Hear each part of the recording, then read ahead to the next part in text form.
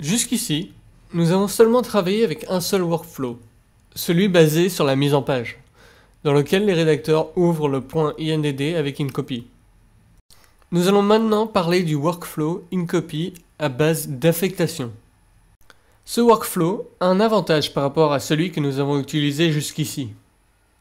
Il arrive parfois que la maquette, c'est-à-dire le fichier INDD, devienne très gros, ce qui fait que l'ouvrir sur le serveur devient long. Ce nouveau workflow à base d'affectation permet de créer plusieurs petits fichiers .icma et non .icml qui sont aussi ouverts avec InCopy. Ces fichiers résident sur le serveur à l'intérieur de leur propre dossier. Pour utiliser ce workflow, il suffit de créer une affectation en ouvrant la boîte d'outils affectation puis en cliquant ici. Entrez un nom pour votre affectation. Généralement, c'est ce qui se trouve sur la ou les pages que vous exportez. Choisissez la personne qui travaillera sur les articles de ces pages et une couleur. Je vous conseille de choisir la couleur qui correspond à la personne à qui vous affectez ces articles. Cependant, le nom et la couleur que vous choisissez ici ne sont qu'indicatifs. Ils n'apparaissent que dans InDesign et ne sont qu'une façon pour le maquettiste de s'organiser. Ici, vous pouvez voir où va être créé le fichier .icma.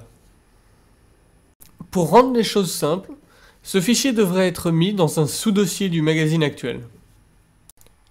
Nous verrons ce que font ces trois options dans un petit instant. Cliquons sur OK avec planche affectée sélectionnée.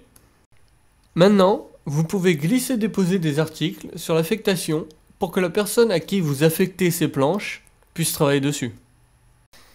Avant de passer à la suite, affectons quelques articles qui n'avaient pas été déjà exportés. Maintenant, basculons vers Windows, là où nous avons sauvegardé le fichier ICMA. On peut voir que le fichier .icma est ici, avec le nom de l'affectation que nous lui avons donné. On peut également voir un dossier Content, ce qui veut dire contenu en anglais, dans lequel se trouvent les fichiers .icml que nous venions d'exporter. Lorsque l'on double-clique ce .icma, il est ouvert dans InCopy. On peut remarquer que seule la page qui contient les articles exportés est présente. Les autres ne sont pas présentes. Le contenu des blocs non exportés sont aussi visibles. Tout cela est dû à l'option choisie lors de la création de l'affectation.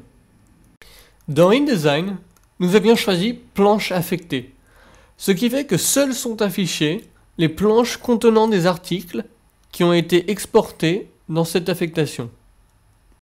C'est grâce à ça que les fichiers .icma sont légers, par opposition aux .indd qui peuvent devenir très lourds. Si l'on avait choisi bloc de balise d'emplacement, on aurait obtenu ceci. On peut voir que sont inclus les pourtours des blocs de texte, mais pas leur contenu. Cette option permet de créer des fichiers .icma très légers.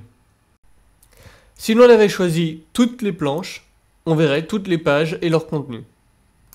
Finalement, le bouton Fichier images liées lors de l'assemblage, s'il est activé, attache les images qui se trouvent sur la ou les pages exportées dans le ICMA.